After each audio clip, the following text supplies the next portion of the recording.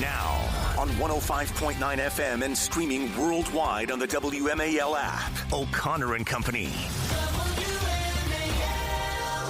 It is 6:07 on O'Connor and Company. Thank you for tuning in on this Tuesday morning extravaganza. Coming up at 7:05, Ron Johnson, senator from Wisconsin, find out the latest on his exploration of the cover-up of Joe Biden's declining mental and physical health. Plus, he'll want to chime in on that Russian collusion document dump there involving Barack Obama.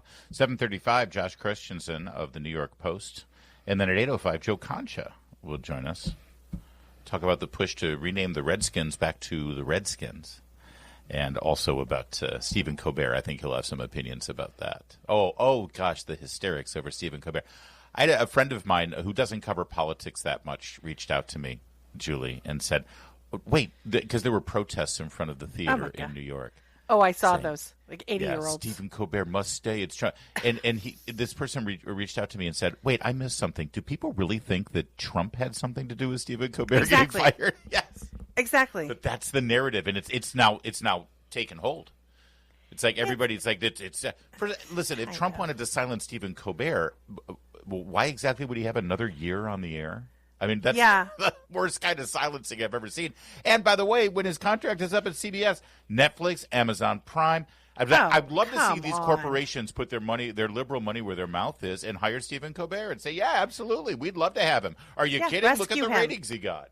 Rescue the poor millionaire, multi-million, billionaire, whatever he is. But listen, those protests, I mean, it's kind of embarrassing. It's the same elderly, it's his audience trying to relive the 60s type protester. Yeah. These people are bored and have lots of money and time on their hands. And all his competitors were on last night in the audience to show support for him, which is just weird to me because it's like, remember the wars between Jay Leno and Letterman and Arsenio Hall, and it's like they were all vying and trying to beat each other. Well, they're all doing the same thing. They're all doing the same club. They say the same monologue. They say the same thing. It's politics. It's crossfire now. It's not actually comedy. All right, moving on. Sorry, I've digressed. We'll get into that with Joe Concha in a little bit more later. But yesterday in 2028 politics, because it's never too soon to talk about the next presidential election. Yeah, it's been 6 months since Inauguration Day, so we're like right in the middle. We're right in the middle of it. We're going to skip right over the midterms. Well, Rahm Emanuel, who was, of course, a congressman, he was chief of staff for Barack Obama. He was mayor of Chicago for a couple of terms, and now a lot of people are mentioning him in the conversation for 2028. He is a ruthless political animal, and I mean ruthless. They're talking about how, Barack Obama was such a nice guy and he got along with everyone. Yeah, because Rahm Emanuel was right behind him with a machete. He was, you talk about a ruthless political animal in this town. And his most favorite quote is "Never let a crisis go to waste." That's right. And we see that has infiltrated Democrat politics. Every time there's a crisis, just like Colbert, it's like blame Trump, blame Trump, blame Trump, That's right. blame Trump. Take advantage of this. This is a way to expand government or expand your power. Absolutely, just a cold-hearted political monster. And by the way, it has some real challenges if he wants to win on a national level, especially for Democrats. Again, if I may echo what I said about Pete Buttigieg in the 5 o'clock hour, he has a problem with black voters, big time, based on how he governed Chicago, first of all, neglecting black neighborhoods and black crime in the South Side. All those headlines that we talk about in Chicago all the time about the murders and the terror and the violence, and it all grew under Rahm Emanuel's watch, number one. Also, there was a police shooting while he was mayor of a person named Laquan McDonald. I don't want to relitigate all the details of that police shooting. It was caught on camera, but for over a year, the mayor stood behind the police, supported the cops in this story that became sort of a George Floyd situation in Chicago. And the black voters, if you ask any inside the Beltway, left of center or African-American political reporter, they'll immediately say, oh, he can't win because of the Laquan McDonald thing. We might not know that name, but in Chicago It was huge, and in the black community it's huge. Yeah. But still, he's trying to, because of all of those things, I think he's trying to set himself up as, again, the pragmatic, moderate, old school Democrat back. If you liked Clinton and you liked Obama, then you're going to like Rahm Emanuel. He's going to go back to those glory days of pretending like you're moderate when you're actually a radical leftist. So he decided to go on Megyn Kelly's podcast, a very, very popular and highly rated and influential political and news podcast. And, well, he did make headlines. Take a look at some of these questions here regarding the transgender policy issues. And I assure you, before the interview, Megyn Kelly let Rahm Emanuel's people know that if he wanted to come on, he was going to be asked these questions. I assure you, Rahm Emanuel was fully prepared to answer the way he did. This was politically strategic of him. Whether it works or not, I don't know. But take a listen. Do you believe boys should be able to play in girls' sports? No. Do you believe that... Is this the round robin? Yeah, we'll do a quick rapid fire. And then we can move past this. Okay. Do you believe that kids under the age of 18 should be able to be put on puberty blockers and then cross-sex hormones? I think parents have to make that decision themselves. I think that a child is too young at 18 to make that decision. It has to be made with a family and that choice. I think before somebody makes a life decision, they have to think twice about that. So you disagree then with the Tim Walz policy in Minnesota, where a child who doesn't get affirmed by his parents can go into Minnesota and get jurisdiction there and get the parental decision overruled? Yeah, look, I think these are life decisions, and I'm also slightly both. I have two minds, not two minds, but two strains that influence an opinion. One, this is a life decision, and a child can't make that decision. You have to have some moral development and character and judgment and foundation for that. Two, parents have to be involved in that, and I think that's for them to make. I don't think the public should be in that space. All right, and there's more to this, but Julie, it's kind of weaselly, but it's still way outside the norm for Democrats to even say that parents have a say in this. Yeah, I mean, we've got Elizabeth Guzman, who is a congresswoman here in a state rep here in Virginia, who wanted to criminalize parents who don't immediately affirm, and take their parental rights away. We have that happening in Colorado and in California. That is a very different take. Right. And also, by the way, to say the parents should have a say, he needs to acknowledge the parents are manipulated and they don't have options. And right now, absolutely, they're not given choices. They said this is what your child is experiencing. It's only suicide. Option It's the whole suicide, right. A live kid or a dead kid. Yeah, you're right. You're absolutely right. But still, let's applaud him for coming. Absolutely, this is outside the mainstream. What he just said. Right. All right, a little bit more though. It gets even more dicey for him with regard to the HRC LGBTQ lobby. What if, there are some parents out there who are completely whacked in the head. There really are. They're well, not. That's not all news, is it? But it's not it's just on. No. No, it's not news. But to me, it's terrifying because I left this out, but I want to repeat it. Is I have a son and two daughters, and they are physically different, and that's why when it comes to sports. Why did all the Democrats bail off of that point? The couple came out right after the election and they said what you just said, and then they got browbeaten, and then they started to watch that. The answers in the question. I mean, that's not ever right. scared me. And, I used to say this to President Clinton and President Obama. Sound is not always fury. Sometimes it's just sound. And don't assume just because somebody's screaming at you, they represent more than their own voice. Should we be putting men in female prisons? Men claiming they're women? No. And, all right, here's my last one for you. Can a man become a woman? Can a man become a woman? No. Thank you. No. That's so easy. Why don't more people in your party just say that? Because I'm now going to go into a witness protection plan. He's joking, but that's true. We'll see. He's absolutely right. Yeah. We'll see if that were. But we've reached a point where this is a headline in the Hill. Rahm Emanuel tells Megyn Kelly a man can't become a woman. That's a headline. That's news. That's huge. Can someone tell Ketanji Brown Jackson over at the Supreme Court, because she hasn't come to this conclusion either. Yeah, it is this is a big deal. This is absolutely a big deal. Go on. No, I'm ready to wrap it up. Yeah, that's it. It's a big deal. My final thought on all of this. Every single political reporter in Washington, D.C., every single person who has a national show who's going to have Abigail Spanberger on as she runs for Virginia governor. Same questions. Yep. Exact same questions. Yep. What is stopping you from asking exactly the questions that Megyn Kelly asked. If you're really in the business for making news and getting clicks and, being provocative and challenging, we just gave it to you. Megyn Megyn just did the work for you. Yep. Just take Megyn Kelly's questions and ask Abigail Spanberger the exact same ones. 617 WMAL. WMAL, making sense of the news. Live from the Home Paramount Pest Control Studios. Home Paramount, the leader in pest control since 1939. Really sad news yesterday for anybody in our generation, Gen X, the greatest generation. Malcolm Jamal Warner, who played Theo on The Cosby Show, died after drowning in a family trip off the coast of Costa Rica. He got caught up in the tides, and they tried to rescue him, but he asphyxiated due to the heavy being submerged. Yeah, surf that he was dealing with. Horrible.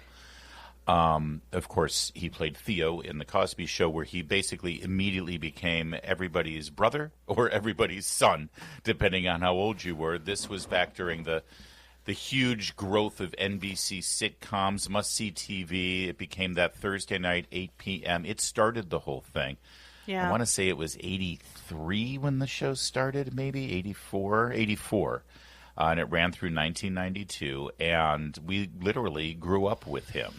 Yeah. And it's one of those things that sort of rocks you when you see the headline. Well, and it's too bad because there's a whole generation of kids who don't really know, aren't as familiar with him as certainly we are, because of sort of the Bill Cosby scandals, and that show kind of got memory hold. I actually, first of all, I learned about his death this morning earlier in the 5 a.m. hour. I did not know. It's been out since yesterday, I guess, 15 hours ago.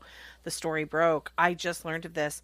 I am a huge, I still am. I mean, I love that show, and I actually watched it with my kids. It was very funny recently. My oldest goes, I didn't know that about Bill Cosby, right? He just learned about it, but we watched it as a family. It was great television. It's a great family show.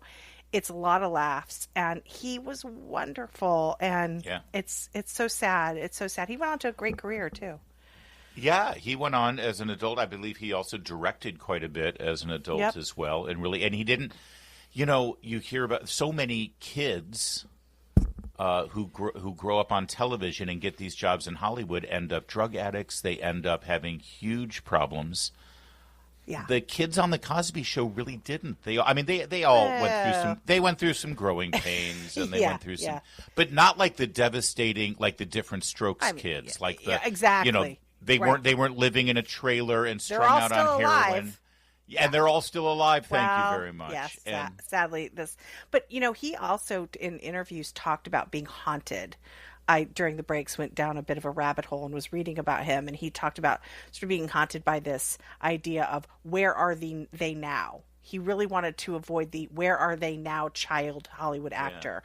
And he did, because in addition to having some guest roles and staying alive in the acting world, and he also directed, he apparently was a poet, he did music. He seemed to have had a really interesting full career. And you don't really, unlike many people in Hollywood, either as actors or directors or producers of the various roles that he had, you don't really see much of people saying that he was hard to work with, that he was a problem. Quite the opposite, actually. Yes. Quite the opposite. And that stuff does sort of surface if you're a jerk. Really. And one good thing is if you go to social media, you're going to see tons of clips from The Cosby Show, especially that first season when he was defining that character. And of course, funny. It's semi-autobiographical. The role of Theo was based on Bill Cosby's actual son, Ennis, who grew up in a house with sisters. And I don't know if it was the same makeup of two older, two younger sisters, but, it was just part of Theo's identity was being this long-suffering only boy growing up surrounded by these sisters. And that was a great part of what he brought to the table. Yes, and what is so funny, I have to tell you, honestly, I'm at a stage with my kids where, let's just say their rooms are not exactly tidy. And that is the one Every thing time Bill Cosby walked into the room. Theo's room is such an utter disaster. They were so smart. I mean, I'm not talking just a few things. It is covered in clothing and crap, and he's like, basically it's a minefield to try to get to Theo's bed so he can sit down and talk to him. And I have to say, as a mom of teenage boys, boy, that's reassuring. It's like, okay, they grow out of it. This is a phase. I got to say, and listen, maybe I'll get canceled for saying it, but obviously I am deeply disturbed by Bill Cosby's off-screen behavior. But that doesn't take away the genius of that show. Nope. And it doesn't take away the genius of Bill Cosby, his writing, his observations of humanity. Both things can be true, that he was a monster in the way he treated those women, and at the same time, he was a brilliant, brilliant satirist and observer of the human condition in the late 19th century. And you really should watch those old shows. They're worth that. They need to be brought back because they really did sort of capture. Well, you know what's going to happen? They're going to remake it, right? And everybody's going to be gay and trans and surly and angry, and yeah, it's not going to be the same show. Watch the reruns. Bill Cosby, 88 years old, by the way. According to his representatives, he did learn of this passing, and apparently, as is being reported by E! News, he was just as devastated as when he learned of the murder of his own son, Ennis, in 1997. You remember he was murdered as a result of a failed robbery attempt. Super sad news. And again, if anything, we can. The good thing about being in entertainment is that you're captured forever. Malcolm Jamal Warner, his incredible contribution to our culture will live on. And hopefully we'll be able to watch those series easier. I don't know how. Do you have a bootleg version or something? How are you so? I got to find out. We're gonna have to do like a black market of Cosby DVDs. They were a couple years ago. It's 6:24. Coming up, we'll update you on Kamala's latest embarrassing ex-posts. Keep it here. It's 5:30. WMAL FM, Woodbridge, Washington, a Cumulus media station. Making sense of the news. News Talk 105.9. News now. Now on 105.9 FM and streaming worldwide on the WMAL app. O'Connor and Company. 6:37, O'Connor and Company on this Tuesday morning. Thank you so much. This is the best way to start your day. Informed, entertained, maybe even smiling. Even when it's hard to smile. Coming up at 7:05, Senator Ron Johnson. He's asking for lots of info about how the Biden White House covered up the president's mental and physical decline. 7:35, Josh Christensen, New York Post, on Pete Buttigieg's time at DOT. And then at 8:05, Joe Concha on all things media and pop culture. It's Larry O'Connor with Julie Gunlock. Good morning, Jules. Good morning. Let's turn our sights, shall we, to a dubious anniversary yesterday. Technically, yesterday was the one-year anniversary of Kamala Harris beginning her presidential campaign. It was 1 year ago yesterday that Joe Biden officially removed himself from the running, which, by the way, pretty amazing that we had Hunter Biden come out with that unhinged, F-bomb laden, what appeared to be crack-induced interview on the one-year anniversary. So articulate, Larry, those Democrats. Yes. Oh, goodness. You know. And while Kamala's trying to remember the good old days, remember the joy we brought to the summer last year. Remember Brat's summer, everybody, and how amazing it was. And Don't forget me. Hunter Biden comes out there and takes a blowtorch to all of it. God. Just burn it all down. We'll get to Hunter a little bit later in the morning. But Kamala took to the X platform.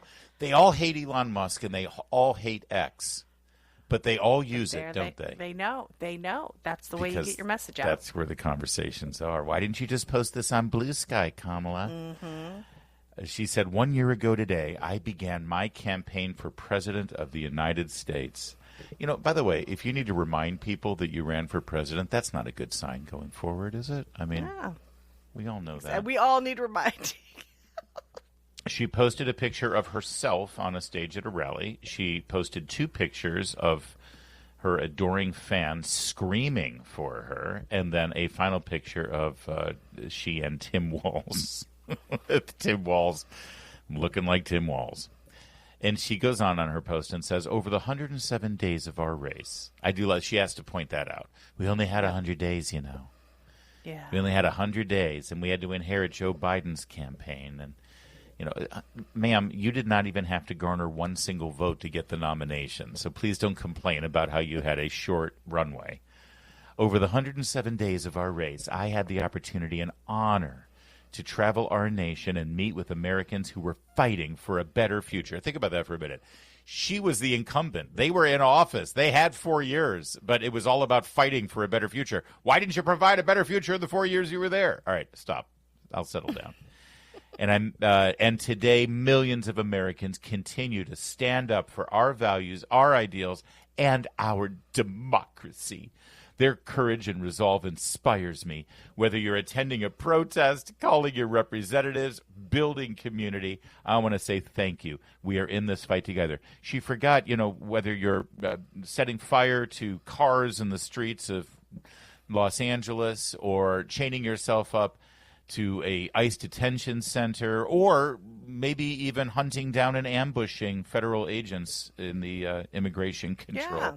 I stand with you. She's not going to go away, is she? Do you think she's going to run again? I do. I don't think people with this level of sort of pathological narcissism can really leave the scene. I also think it's like many of these people, like Hunter Biden, you get family members who sort of rely on you. They don't really have. I mean, her stepdaughter is like a fabric artist or something? I mean, that's not real. Textile artist, right? Yeah. It's not real. So I do think that that's their job. They have to keep up the money flow, and nobody is going to ask Kamala to come and speak, right? Unless, I don't know, maybe some PTA in some dark blue city. But there's money there that she needs to make, and also, again, it feeds the ego. She's not going away. But nobody still has evaluated the 2024 election. Everyone's talking about Biden. All the books that are coming out right now are about Biden, and how he failed to step down and how that really handicapped. And other people talking about Trump and his use of social media and podcasts and the broadcasts and doubling down on the male vote instead of pandering to the female vote and all that. Nobody's talking about what a terrible candidate she was. And she really and truly Waltz. Was. And both how creepy Waltz was. Yeah. They're trying to relive the glory days. For those first 3 weeks when the media tried to sell you on the summer of joy and Brat Summer and the New York Magazine. Somebody printed the New York Magazine cover story, which was "Welcome to Camelot." In a matter of days, the Democratic Party discovered its future was actually in the White House all along. Well, if Kamala Harris is the future of the party, they're in deep trouble because she got wiped out. Yeah, and the problems have lingered. I mean, you look at the approval rating for the Democrat Party. What is it, 28%? Lowest. That was according to a new CNN poll, and that's the lowest since they started polling in the 90s. It really, and they just keep digging that hole, right? Yeah. Whether it's trying to appeal to men by starting to just a string of F words, or just more out of touch posts. They're not improving their situation. Happy anniversary to Kamala Harris for getting the nomination handed to her on a silver platter and still screwing up the general election for the Democrats, and in perpetuity, it appears. You see, because Kamala Harris and any other national politician who thinks that they can revive the party and make it competitive again, they're going to have to do what Rahm Emanuel did earlier yesterday with Megyn Kelly. They're going to have to be able to answer the question, can a man become a woman? Or I make it even more fundamental, can a man get pregnant? Answer that, Kamala Harris. Kamala Harris can't answer that question, and that's why they still have a problem. It's 6:43. WMAL's Vince Colonnese, weekdays at noon on 105.9 WMAL, making sense of the news. It's possible that our culture is healing a little bit from the radical years that we've gone through so recently, and one indication is Nike. Nike, of course, has either featured Colin Kaepernick as their identity and their spokesperson, drawing upon racial divisions and animus and anger and hatred in this country. Or, of course, let's not forget Dylan Mulvaney, the dude who pretends to be a prepubescent girl Right. They licensed some of their activewear for Dylan Mulvaney to feature on TikTok and Instagram, and that, of course, is odious. Or I'm sure you've noticed many of the ads included, shall we say, out-of-shape individuals working out. And by the way, listen, there is a marketing strategy there. It's like not everyone can look like a pro athlete or a supermodel, and we all need to work out, and I get that. But no. This is part of the their fat. ads celebrated unhealthy behavior. This is not get out there, get healthy. This is celebration of it's fat acceptance. And yes. It's totally different. Well, after enduring that, Nike, apparently there's a grown-up in the room, and somebody said, hey, maybe we should try something different. And they did. After the win of Scotty Scheffler at the British Open over the weekend, there was an amazing moment on the final hole where his child, a toddler just barely learning how to walk, tried to go and celebrate the trophy presentation with Dad. And it was just a really heartwarming, wholesome, and then he stood up and said, could someone get this kid? Sorry. No. You're right. It was really... He went over on the green and started playing with his child, and the whole world had to stop. It was in the middle of the trophy presentation, and he's like, I don't care. I'm going to go play with my kid. Yeah. And it was great. And there's this image of this little baby, got to be just 11 months old, maybe 12. Right. Yeah. Hands and knees crawling as Scotty Scheffler, a dad, squats down with his putter. And Nike captured that moment and put a title on it that said, "You've already won." And that's... Look at cool. you. You're getting yes, all I know. I miss you my are. little kids. Meanwhile, I'm like, get this kid. Come on. I got, yeah. No, it is a sweet moment. It is. And you know what some of the commentary on X has been, which is so lovely, is people are like, he's like, this is the ultimate man, right? Like, this really is like, you've achieved something here. You have a child. It's not just that you're a champion in your sport, but like, you're with your child, and that is a wonderful thing to celebrate. So good for Nike. Now just recognize what a woman is, and I'll be totally happy.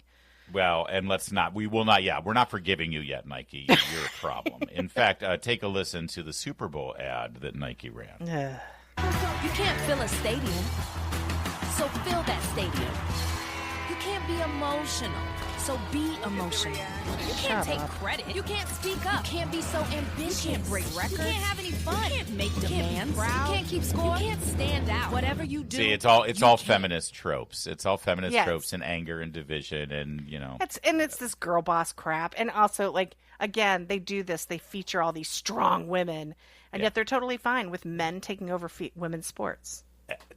Meanwhile, what came over Nike? Why are they doing this? Well, it might be that last year they announced that they were laying off 740 employees from their Oregon headquarters. And, there you go. Oh, by the way, Trump's tariffs on China have made their business model look a little untenable. It's 6:52.